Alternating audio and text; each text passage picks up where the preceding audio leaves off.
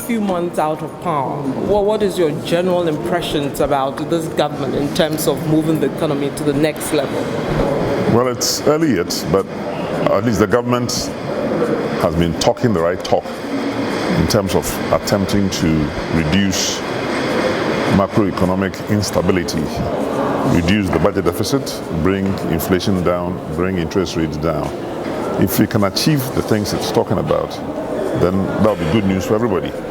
The challenge, I think, for this government has been simply overpromising and telling Ghanaians many things that they would like to do in the first 100 days rather, which they haven't done, as well as things like the free high school system, which when you get into the details, you find you're not getting everything as free as you thought, or indeed it's more of a scholarship system than free high school education as is practiced already in the northern part of the country.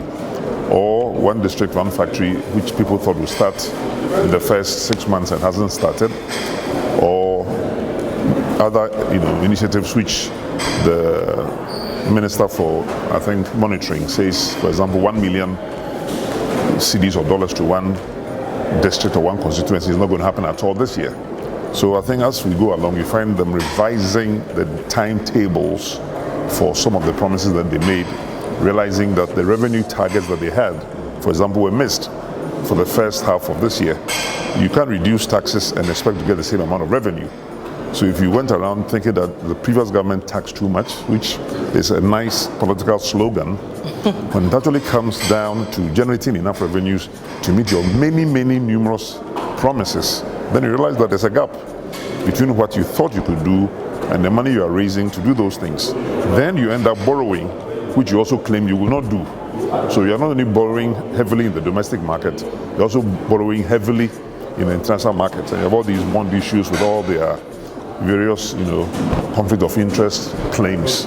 So I think it's still, early days yet, but I think the government is going to have its principal challenges in meeting expectations. At the end of the day, part of politics is about expectation management. If you make people think that you can do things so easily because you're not in power, then when you come into power and you find out what you claimed you could do, building railway lines from Accra to Paga and to Burkina Faso, building all kinds of infrastructure everywhere, promising factories, promising employment, then you find that you really can't deliver. And so you find invisible forces and data forces threatening you. Those who created the Frankenstein monster is coming now to eat up the very people who created it by saying, if you don't give us jobs, we'll come and do in Accra what we did in Kumasi. This is all on national television. So I think we are watching. But one of the things they say for the delay or having to defer with some of the policies has to do with the economy they inherited, which they say from your side, you didn't leave a good economy behind. Whatever the NDC government was doing or was not doing was in full public glare. We are and were under an IMF program.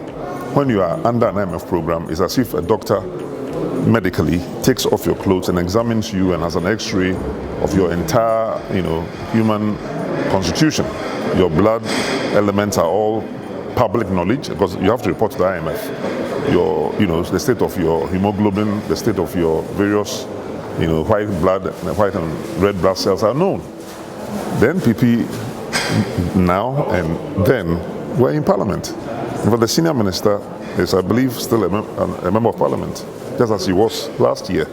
So what was going on in parliament that NPP did not know about? Hardly any, laws were passed that did not include NPP parliamentary members getting full copies of all the cabinet proposals, all the laws that were being passed. So they could not have been totally ignorant and only found out after January 8th that, this is not the economy we were expecting. I mean, what has changed? They had all the information. The government of Ghana is a shareholder in the African Development Bank. The Ghana government is a shareholder in the International Monetary Fund. We are not just borrowers from the IMF. We actually own shares. We sit at the board of the World Bank. And so the NPP have had access to all World Bank documents.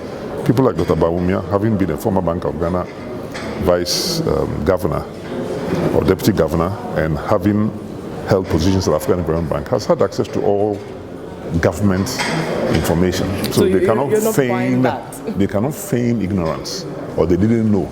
and now they are surprised. No. As President Kufuor said when he was president, he didn't know that being a president is that difficult. So that you can say, anybody who hasn't been president before, Nana Akufo-Addo has been a former minister in at least 2 or 3 portfolios. He's been in parliament for some time. He can say reasonably that I didn't know that being a president is that difficult. He hasn't said that to the best of my knowledge. Donald Trump has said something similar in the United States. But MPP as a party, which is in government, claiming not to know the nature and the depth and the challenges facing the Ghanaian economy, I think that would be strange. It was based on the problems that they thought they understood and that they had seen, that they came out with their various promises. 1 district, 1 factory, 1 village, 1 dam, 1 fisherman, 1 canoe, etc.